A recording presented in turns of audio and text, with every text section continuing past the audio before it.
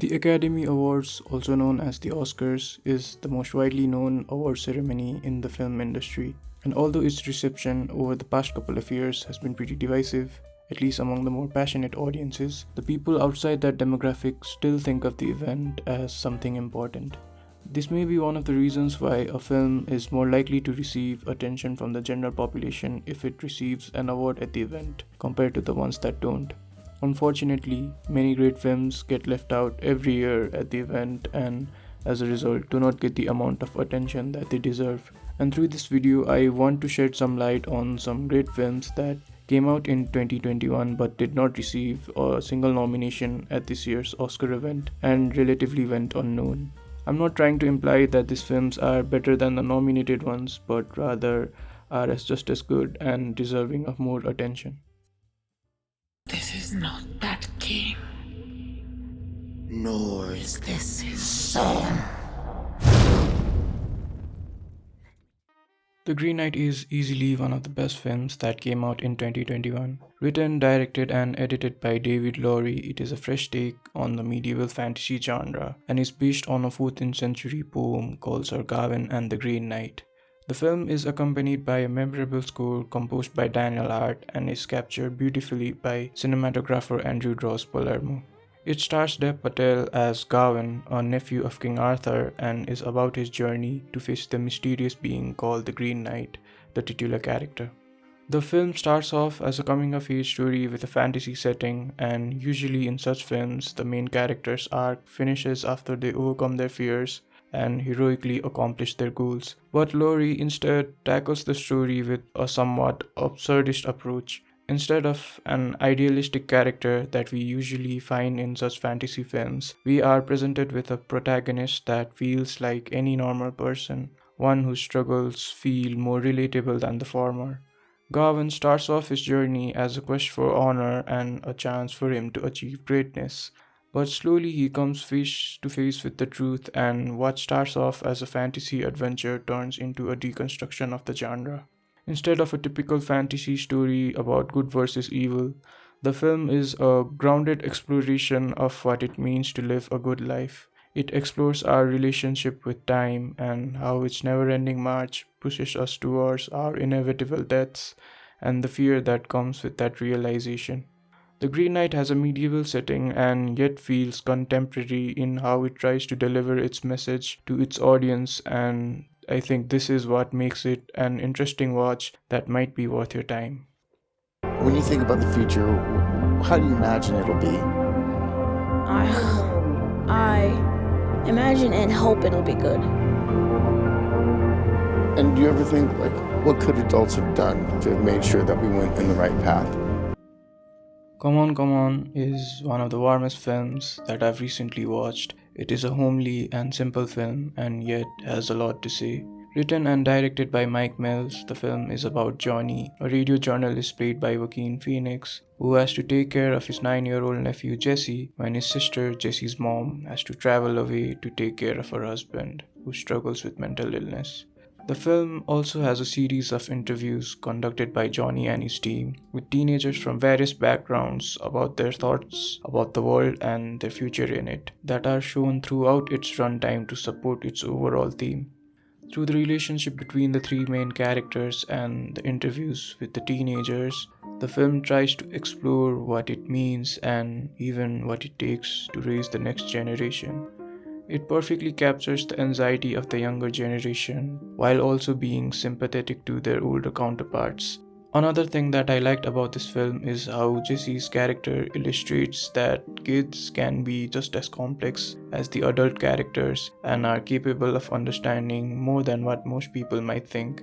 It is also a thank you letter to mothers and tries to show us the weight of responsibilities that they carry on their shoulders. But more than anything, I think this film is about how the young and the older generations can get along with each other through communication and compassion and strive to leave the world in a better condition for the future generations.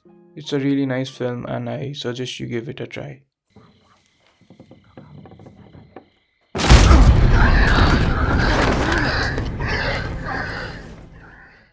Pig is probably the most difficult film to recommend out of the ones that I've discussed in this video.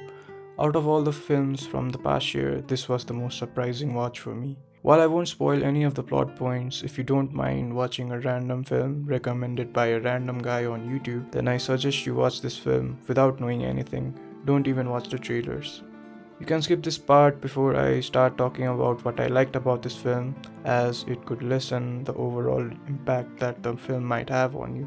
All I want you to know is that to me it is one of the best films of 2021, and Nicolas Cage delivers one of the best performances of the year, and I wouldn't have been surprised if he had received an Oscar nomination for it. The film wouldn't be as effective as it is without what Cage has done with his role.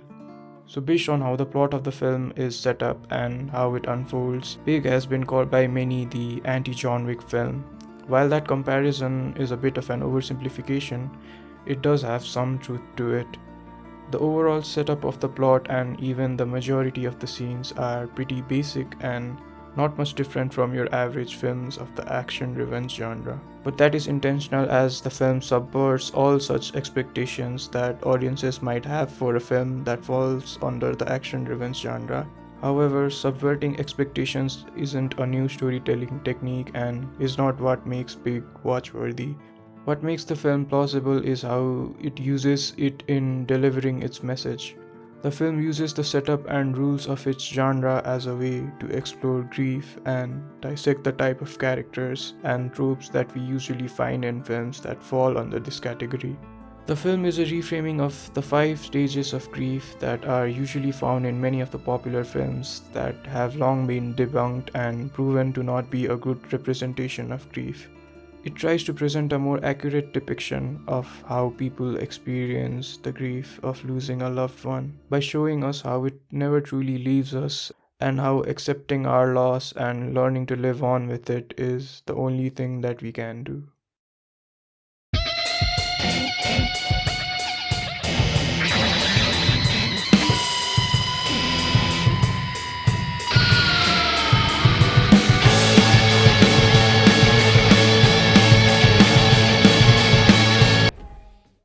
Titane is the second film by French filmmaker Julia Ducournau, and I first heard about this film when it was awarded the Palme d'Or at last year's Cannes Film Festival, the festival's main prize. And that reason was enough for me to give it a watch, as I think the Cannes Film Festival has a much better selection of films compared to the Oscars. I was still pretty surprised that it didn't receive a nomination for the Best International Feature at this year's Oscar event. As for talking about the film, Titane is, well, to put it simply, wild. It is a film that is rather hard to describe and is one that needs to be experienced to fully grasp why it's special.